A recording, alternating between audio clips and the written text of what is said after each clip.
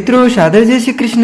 मैं हूँ आपके साथ पंडित आचार्य नीलेश शर्मा। दोस्तों, आज हम आपको बताने जा रहे हैं वर्ष 2024 का तीसरा महीना यानी कि मार्च महीना आपके लिए कर्क राशि के लिए कैसा रहने वाला है। आपका कार्य क्षेत्र यानी कि आपका करियर, आपकी नौकरी, आपका व्यापार व्यवसाय कैसा रहेगा। आपकी आर्थिक स्थिति यानी कि आपकी कमाई, आपके खर्चे कैसे रहेंगे। आपका स्वास्थ्य जीवन यानी कि मार्च महीने में आपकी सेहत कैसी रहेगी। आपका प्रेम जीवन तथा आपका वैवाहिक जीवन कैसा रहेगा। आपका पारिवारिक जीवन, पारिवारिक माहौल कैसा रहेगा। और अंत में बाधाओं से बचने के लिए तथा आपके सभी कार्य निश्चय ही पूर्ण हो, ज्योतिषी उपाय बताएंगे। चलिए सबसे पहले हम बात करते हैं आपके कार्य क्षेत्र की यानी कि आपका करियर, आपका व्यापार व्यवसाय, नौकरी मार्च के महीने में कैसी रहेगी।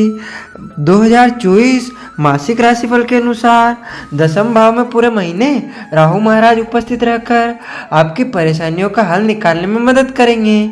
आपके करियर में जो भी चुनौतियां आएंगी, आप अपने कार्य क्षेत्र में उन चुनौतियों का आसानी से हल निकाल पाएंगे, जिससे आपके प्रदर्शन में सुधार होगा और नौकरी में आपकी स्थिति प्रबल होगी। आपका विश्वास अपने ऊपर और अपने काम पर बढ़ेगा, जिससे आप अच्छा प्रदर्शन कर पाएंगे और नौकरी में आपकी स्थिति अनुकूल रहेगी। हालांकि 14 तारीख को सूर्य के दसम भाव में राहु के साथ आ जाने के बाद आपको थोड़ी सावधानी रखनी होगी, क्योंकि इस दौरान कोई मिथ्या आरोप आपके ऊपर लग सकता है या आपकी मान हानि हो सकती है। इसीलिए कार्य क्षेत्र में अपना काम बेहतर करने की कोशिश करें। व्यापार करने वाले जातकों के लिए यह महीना अनुकूल रहने की प्रबल संभावना है। सप्तम भाव के स्वामी देवगुरु बृहस्पति एकादश भाव में विराजमान होकर पंचम भाव, तृतीय भाव और सप्तम भाव को देखेंगे, जिससे व्यापार में अच्छी उन्नति के योग बनेंगे। यह महीना आपको व्यापार में अच्छी सफलता देगा। आप इस महीने व्यापार का विस्तार करने में भी कामयाब हो सकते हैं। अब हम बात करते हैं आपकी आर्थिक स्थिति यानी कि आपकी कमाई, आपकी इनकम व आपके खर्चे मार्च के महीने में कैसे रहने वाले हैं। आर्थिक दृष्टिकोण से देखें तो यह महीना शुरुआत में उतार चढ़ाव से भरा रहेगा। मंगल और शुक्र जैसे ग्रह अष्टम भाव में रहकर आपके लिए कुछ ऐसे खर्चे उत्पन्न करेंगे जिनके बारे में आपने ज़्यादा सोच विचार नहीं किया होगा।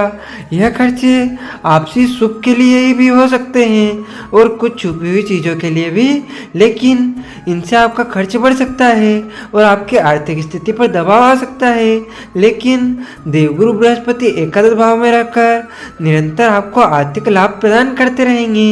इनके साथ ही शनि महाराज भी दसम भाव में स्थित होकर आपके एकादश भाव को पूर्ण दृष्टि से देखेंगे, जिससे लंबी यात्राओं से लाभ होगा।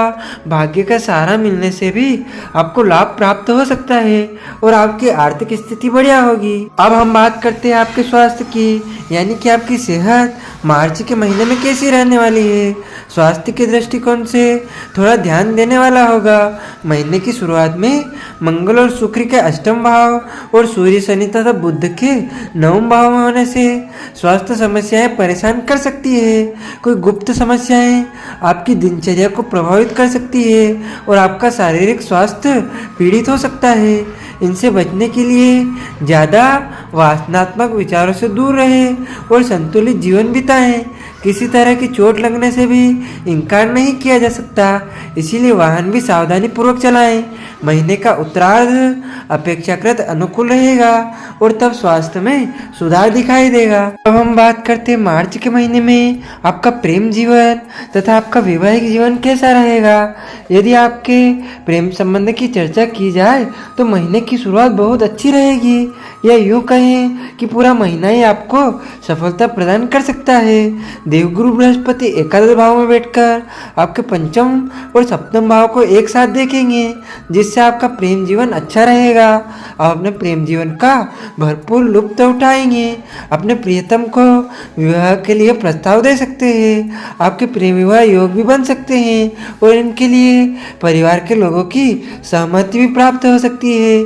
इसीलिए यह महीना आपके लिए बहुत महत्वपूर्ण है। यदि आप किसी प्रेम संबंध में हैं और उससे आगे आगे बढ़ना चाहते हैं तो इस महीने का पूरा सदुपयोग करें और अपने रिश्ते को आगे बढ़ाएं।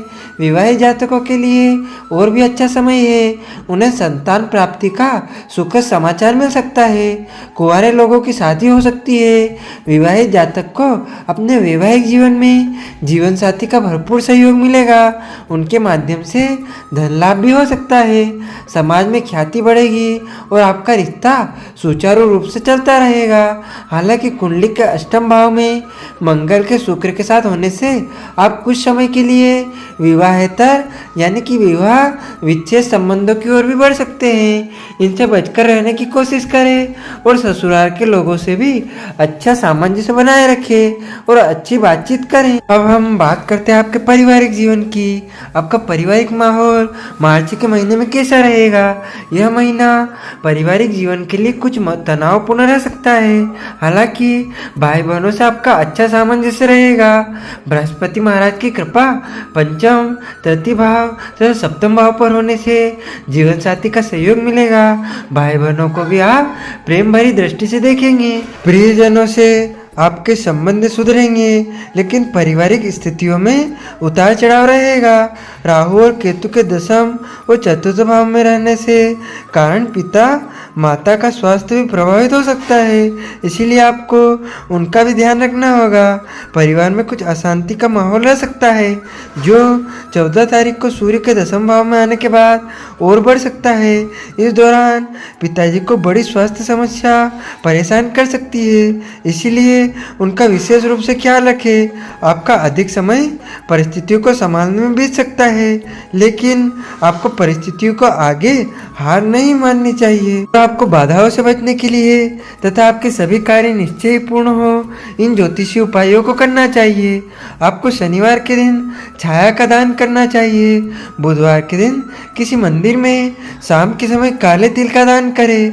मंगलवार के दिन हनुमान जी के मंदिर में जाकर हनुमान चालीसा का पाठ करें और हनुमान जी को 4 केले अर्पित करें। आपके लिए मंगलवार का व्रत रखना भी लाभदायक रहेगा। इन ज्योतिषीय उपायों से आपके ऊपर आने वाली सभी बाधाएं शांत होंगी और आपके सभी कार्य निश्चय ही पूर्ण होंगे। आपको और आपके पूरे परिवार को सादर जय श्री कृष्ण, सादर धन्यवाद। जय श्री राम।